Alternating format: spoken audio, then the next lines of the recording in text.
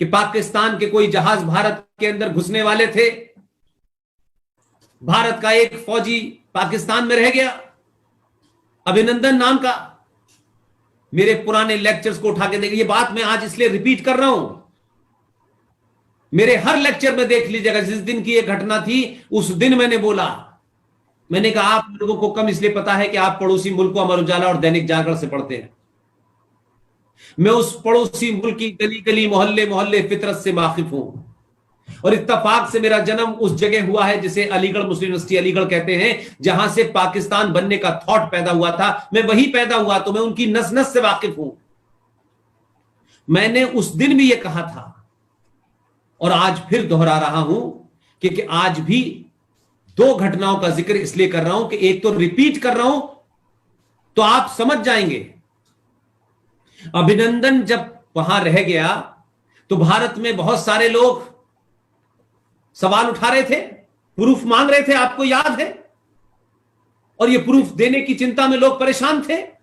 मैंने उस दिन भी कहा कि अमेरिका का राष्ट्रपति भी भारत आया था, फ्रांस का राष्ट्रपति भी भारत आ चुका है, पुतिन भी यहां चुका है। जितने भी राष्ट्राध्यक्ष आए हैं वो गीता अपनी भाषा में लेके गए हैं। और ये भारतीय समाज की समस्या है कि भारतीय समाज किताबें हाथ में रखता है लेकिन पढ़ता नहीं है। आप टेलीविजन पे बहुत सारे विद्वान आते हैं, और जो विद्वान नहीं है उनकी भाषा से पता चल जाएगा वो कितने बड़े विद्वान हैं। पीछे जो किताब रखी होती है वो कभी नहीं पढ़ते, लेकिन टीवी में दिखना चाहिए कि हमने इतनी किताबें पढ़ी। जब उस हमारे फौजी को छोड़ने में देर हो रही थी तब भी मैंने ये कहा, इतना ही कहा मैंने कि दुनिया को पता चल गया है। मैंने खुल्लम खुल्ला कहा था, लोगों ने शायद मेरी बात को यकीन नहीं किया होगा क्योंकि उनके अपने कारण हो सकते हैं। मैंने कहा था मेरे भाई, हम पढ़े ना पढ़े, हमने कुरान नहीं पढ़ा, अंग्रेजी में आ गया, हिंदी में आ गया, हमने नहीं पढ़ा इसलिए कंफ्यूज है। गीता पढ़ ली थी व्हाइट हाउस ने, गीता पढ़ ली थी पुतिन ने, पाकिस्तान को फोन करके कहा अगर इसे नहीं छोड़ा तो पृथ्वी मिसाइल लगी हुई है, मैं नहीं बचा पाऊंगा तुम्हें, जल्दी छोड़ दो। वो ये जानते थे कि गीता पढ़ने वाला और गीता की संस्कृति वाला कैसे काम करता है। आज पाकिस्तान का मिनिस्टर अपनी पार्लियामेंट में खड़े होकर के कह रहा है कि मीटिंग बुलाई थी, शाह मोहम्मद कुरैशी जो फॉरेन मिनिस्टर है, माथे पे पसीना था, बाजवा के पैर कपकपा रहे थे, और उन्होंने कहा खुदा के वास्ते इसे जाने दो। अब को अभिनंदन को अगर ये नहीं गया तो 9 बजे हमला करने वाला है। मेरी बात जो मैंने 4-5 महीने पहले कही थी उसकी पुष्टि हो गई। तो ये बदला रूप इसलिए नहीं है, लोग हमें मूर्ख समझते थे जब यहां से ताजमहल लेके जाते थे। वो कहते थे ये कैसे पागल लोग हैं, भारत की परंपरा में कब्रों का कंसेप्ट ही नहीं है, सनातन में कब्र बनती नहीं है। ये पागल हमें कब्र उठा के देते हैं और हमारे घर में कहते हैं इस कब्रों को रखो। कोई कब्रों के अपने घर में रखता है? अरे ताजमहल को सजा दो, कुछ भी कर दो, लेकिन है तो वो एक कब्र, है तो किसी की मजार। तो दुनिया में जब से गीता बटी तब से लोगों को ज्ञान आया, और आधुनिक भारत के प्रधानमंत्री ने इस गीता के ज्ञान को इस तरह दिया कि आपको याद है कि फ्रांस में क्या हो रहा है? फ्रांस में क्या हो रहा है? गीता पढ़ ली है उसने, उसको समझ में आ गया ये धर्म ग्रंथ नहीं है, ये राष्ट्र ग्रंथ है। इसे पढ़ के फ्रांस भी सही रास्ते पे आ गया, उसने कोई कंफ्यूजन नहीं छोड़ा। उसने कहा मोहम्मद का कार्टून बनाने वालों के खिलाफ, और मोहम्मद का कार्टून दिखा करके एक 18 साल का लड़का अगर एक इतिहासकार की हत्या कर देगा तो उसने कहा यह मुमकिन नहीं है, ये हम मानेंगे नहीं। और पूरे 2 शहरों के अंदर मोहम्मद के कार्टून की प्रदर्शनी उसने लगाई और कहा सुरक्षा बलों से कि अगर कहीं भी पत्ता हिला तो बख्शा नहीं जाएगा। उसका असर यह हुआ कि भारत के प्रधानमंत्री ने कहा कि गीता आपने पढ़ ली है तो आपको ज्ञान प्राप्त हो गया है, भारत भी आपकी इस लड़ाई में आपके साथ है, और आपको तो शुक्र होना चाहिए, आप तो बड़े भाग्यवान लोग हैं।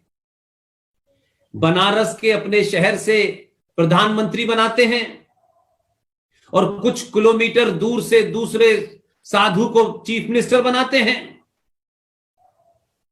उसने भी बयान दिया कि अगर फ्रांस के खिलाफ जबान खोली उत्तर प्रदेश में तो जबान कहां है ये पता नहीं चलेगा। ये जो भाषा है, जिस भाषा की जरूरत 2020 के भारत को है, वो इसलिए है कि आपने सत्ता में कौन दल आया, कौन नहीं आया, कौन ये है, कौन वो है, किसकी पॉलिटिक्स क्या है, मैं नहीं इसमें इंटरेस्ट। मेरे लिए सत्ता में बैठने वाला वही महान है जो भारत की हजारों साल पुरानी संस्कृति और सनातन को स्थापित करने में लगा हुआ है। इसलिए उसे अपने कपड़ों की चिंता नहीं है कि मैं गोल टोपी न लगाऊं तो मैं सेकुलर नहीं कहलाऊंगा, मैं टोपी वालों के डर से मंदिर नहीं जाऊंगा, मैं मंदिर में तिलक नहीं लगाऊंगा। वो खुल्लम खुल्ला जाता है नेपाल, वहां 8 घंटे की पूजा करता है, वो केदारनाथ में जाता है, वो भारत के सोए हुए हिंदू सनातनियों को बार बार मैसेज दे रहा है कि अपनी पहचान को कंप्रोमाइज करके, अपने आदर्शों को किनारे करके, अपने आस्थाओं को, सरोकारों को झुटला करके तुम एक राष्ट्र के रूप में कभी मजबूत राष्ट्र नहीं बन सकते। इसलिए मैं देश का प्रधानमंत्री होकर के जब अपनी पहचान पे नहीं शर्माता, अपनी आस्थाओं पे मैं नहीं शर्माता, अपने सरोकारों पे नहीं शर्माता, तो मैं खुल्लम खुल्ला उनका प्रदर्शन इसलिए करता हूं। हां, मैं ये हूं, लेकिन एक राजा के रूप में, एक प्रधानमंत्री के रूप में जो मेरी जिम्मेदारी है वो मैं करूंगा। लिहाजा मैं किसी को खुश करने के लिए टोपी नहीं पहनूंगा और किसी को नाराज करने के लिए मैं ऐसा हो वहां नहीं जाऊंगा। जब वो जा रहा है सतीश भाई, आशा बहन, तो मैं और आप साधारण लोग किसको खुश करने के लिए चोटी और धोती छोड़ के तिलक हटा करके हम किसको खुश करने में लगे हुए हैं? IBM नाम की कंपनी का जो चेयरमैन था, वो इतना लंबा तिलक लगाता था, नंगे पैर न्यूयॉर्क की सड़कों पे जाता था। वो चेयरमैन था अपने ज्ञान से, कपड़े पहनने से नहीं होता। विवेकानंद भी कह के चले गए कि जेंटलमैन की परिभाषा नहीं होती टाई पैंट शर्ट जूते। हमारी बचपन की किताबों में हमें पढ़ा दिया गया है, हु इज जेंटलमैन? जेंटलमैन का मतलब है जो टाई लगाए हो, जो शर्ट पहने हो। वो बेचारा बच्चा जो गांव का है वो उसी को जेंटलमैन समझ रहा है। जिस बाप के पैर खेत की कीचड़ में सने हुए हैं, कंधे पे फावड़ा रखा हुआ है, वो उसे जेंटलमैन मानने को तैयार नहीं है, क्योंकि हमने उसे जेंटलमैन की परिभाषा ये बता दी है। अपनी आस्थाओं के प्रति, अपने सरोकारों के प्रति अगर आप चेतन हो जाएंगे तो ये पश्चिम की जो भोगवादी सभ्यता है ये कभी आपके सामने टिक नहीं सकती।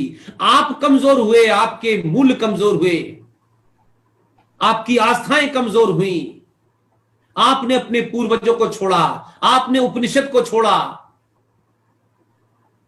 आप मजारों पे सर रगड़ने जाने लगे, आप मरे हुए आदमियों से उम्मीद करने लगे कि आपके जीवन में कोई चमत्कार होगा। आप अपनी रूट्स की तरफ लौटिए, अपनी आस्थाओं की तरफ लौटिए, अपनी परंपराओं की तरफ लौटिए। तो आप ध्यान रखिए, आप नहीं, आने वाली दुनिया भारत को, उस भारत को जो ज्ञान का सूत्र था, अगर एक बख्तियार खिलजी आकर के नालंदा में लाइब्रेरी में आग लगा देगा, वो अपनी उस सोच का मुजाहिरा और डिमोन्स्ट्रेशन और प्रदर्शन कर रहा है जो 1400 साल पहले हुई थी। वो वहीं से चले थे, वहीं पहुंच रहे हैं। माफ कीजिएगा, आप बहकावे में मत आइए, आप पॉलिटिकली करेक्ट मत होइए। मैं बार बार हर दौर में कुछ बातें कहता हूं।